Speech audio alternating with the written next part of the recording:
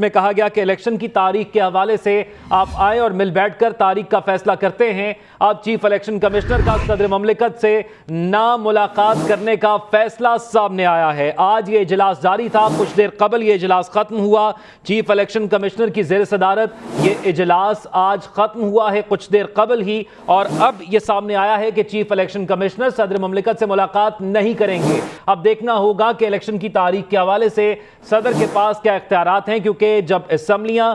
قبل از وقت تحلیل کی جاتی ہیں اور صدر مملکت اس سمری پر دستخط کرتے ہیں تو پھر آئین کے مطابق صدر مملکت آئندہ آنے والے انتخابات کی تاریخ دیتے ہیں۔ اسی حوالے سے صدر مملکت نے الیکشن کمیشن کو یہ دعوت دی تھی کہ آئیں بیٹھ کر الیکشن کی تاریخ کا فیصلہ کرتے ہیں، جس کے لیے آج الیکشن کمیشن نے ایک اجلاس بلایا۔ اس اجلاس کے اندر اس بات کو زیر غور لایا گیا کہ کیا الیکشن کمیشن کے ارکان یا چیف الیکشن کمشنر صدر مملکت سے ملاقات کریں گے۔ اس اجلاس کے بعد اب یہ فیصلہ ذرائع کے مطابق سامنے آیا ہے کہ چیف الیکشن کمشنر نے صدر مملکت سے مشاورت کے لیے نہ ملنے کا فیصلہ کیا ہے۔ چیف الیکشن کمشنر کا صدر مملکت سے مشاورت کے لیے نہیں ملیں گے۔ اس حوالے سے مزید کیا تفصیلات ہیں، شبیہ نقوی ہمارے ساتھ موجود ہیں۔ شبیہ بتائیے گا، اجلاس میں اہم فیصلہ کیا گیا ہے، چیف الیکشن کمشنر صدر مملکت سے مشاورت کے لیے نہیں ملیں گے۔ جی بالکل، صدر مملکت کے خط کے بعد جو ہے الیکشن کمیشن میں ایک اہم اجلاس ہوا جو ابھی ختم ہوئے ہے، اور ہمارے ذرائع یہی بتا رہے ہیں کہ الیکشن کمشنر کا صدر مملکت سے نہ ملنے کا فیصلہ کیا گیا۔ قانونی ٹیم نے جو آئینی اور قانونی بریفنگ بھی دی ہے، اور بتایا یہ جا رہا ہے ذرائع کی طرف سے کہ قانونی ٹیم نے صدر مملکت سے مشاورت نہ کرنے کی تجویز دی ہے چیف الیکشن کمشنر کو، اور الیکشن ایکٹ کے تحت صدر سے انتخابات کے شیڈول پر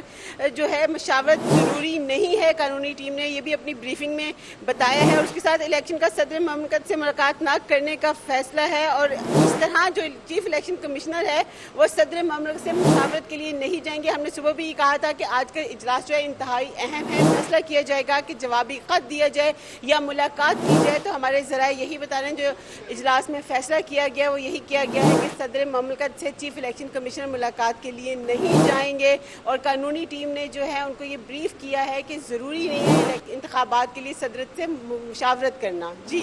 یہ بتائیے گا، آج کیونکہ اہم میٹنگز بھی ہونی ہیں الیکشن کمیشن آفس کے اندر چیف الیکشن کمشنر کی مختلف سیاسی جماعتوں کے حوالے سے، تو کیا ان میں سے کوئی میٹنگ ابھی تک ہوئی ہے، اور اجلاس کے اندر کن مزید امور پر غور کیا گیا ہے؟ جو سیاسی جماعتوں سے الیکشن کمشنر اور جو الیکشن کمشنر میں ملاقات ہونی تھی، مشاورت ہونی تھی، وہ 2 بجے کا ٹائم تھا۔ 2 بجے پاکستان تحریک انصاف کا ٹائم تھا، اور 3 بجے جو ہے وہ JUI کا ٹائم ہے۔ تو اجلاس جو ہے وہ آج صبح 11 بجے اجلاس کا ٹائم تھا، جو کہ اب سے کچھ لمحے پہلے جو ہے اجلاس ختم ہوا ہے، اور اس کے بعد جو ہے اب امید یہ کی جا رہی ہے کہ پہلے پاکستان تحریک انصاف کا وفد آئے گا، اس سے مشاورت کی جائے گی، اور اس کے بعد جو ہے JUI کا وفد آئے گا اور ان سے مشاورت کی جائے گی۔ لیکن ابھی جو اہم چیز سامنے آئی ہے وہ اجلاس کا ایک فیصلہ سامنے آیا ہے کہ صدر مملکت سے ملاقات نہیں کی جائے گی۔ اس کے بعد اب جو مشاورت ہے وہ انتخابی فہرست۔ شبیہ یہ بتائیے گا، کیا جواز پیش کیا گیا ہے یہ ملاقات نہ کرنے کا؟ صدر مملکت کی جانب سے کہا گیا تھا کہ انتخابات کی تاریخ کے حوالے سے ہم مشاورت کرتے ہیں، تو کیا جواز اس کا پیش کیا گیا ہے اس اجلاس میں؟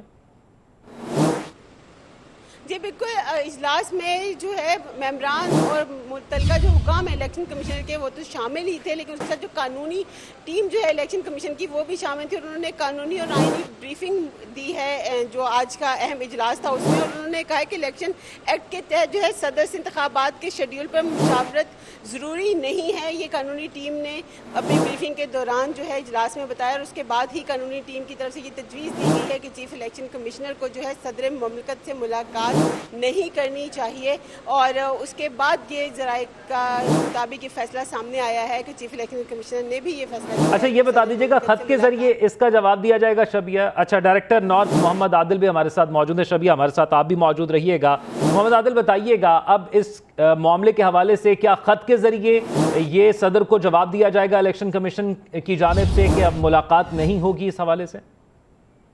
بالکل، میرا خیال ہے چونکہ ملاقات نہیں ہوگی تو اب صدر کو پیغام رسانی کے لیے جو ہے وہ ایک لیٹر ہی لکھا جائے گا، جیسے صدر نے چیف الیکشن کمشنر سے ملاقات کے لیے خط لکھا تھا، تو اب جوابی خط جو ہے وہ چیف الیکشن کمشنر کی طرف سے جائے گا کہ وہ جو ہے چونکہ ابھی حلقہ الیکشن کی تاریخ کا اناؤنس نہیں ہو سکتی، کیونکہ आइन के तहत जो ICC का फैसला है उसके मुताबिक जो है हल्का बंदियों का प्रोसेस शुरू हो चुका है। और दूसरा जो है चूँकि सदर ने जो है 48 की शिक 5 के तहत जो है लिखा था चीफ इलेक्शन कमिश्नर को कि वो तारीख का ऐलान करे, तो अब देखते हैं कि वो जो चीफ इलेक्शन कमिश्नर है यकीनी तौर पे जो इलेक्शन एक्ट में तरमीम हुई थी उसी को बुनियाद बनाकर जिसमें कहा गया था कि इलेक्शन की तारीख देने का इख्तियार जो है वो अब चीफ इलेक्शन कमिश्नर का है, तो वो इसी बुनियाद पर अब सदर ममलिकत को लिखेंगे, क्योंकि साबिक हुकूमत जाते हुए एक इलेक्शन एक्ट के जरिए इसमें तरमीम कर चुकी है। तो अब ये तारीख इलेक्शन के अनाउंस करना ये स्वाबदीद है चीफ इलेक्शन कमीशन की। तो हम जब ये हल्का बंदियों का प्रोसेस पूरा हो जाएगा उसके बाद जो है इलेक्शन की तारीख का ऐलान करेंगे। तो ये एक किस्म का आइनी बहरान चूँकि पैदा हुआ है, चूँकि इलेक्शन एक्ट और जो आइनी तरमीम है इसमें कोई शक नहीं है कि आइन जो है वो सुपीरियर होता है और वो उस इलेक्शन एक्ट से ऊपर होता है। सदर ने जो भी अपनी एक्सरसाइज की है पावर को वो 48(5) के तहत की है, और अब देखते हैं कि 48(5) की तशरीह ऑलरेडी सुप्रीम कोर्ट जो है वो पंजाब और KP के इलेक्शन के हवाले से पहले ही कर चुकी है कि ये सदर ममलिकत का इख्तियार है कि वो इलेक्शन की तारीख दे। तो अब ये देखते हैं कि चीफ इलेक्शन कमिश्नर के खत के जवाब में सदर ममलिकत का अगला कदम क्या होता है। क्या वो सुप्रीम कोर्ट ऑफ पाकिस्तान का जो है वो दरवाज़ा खटखटाते हैं कि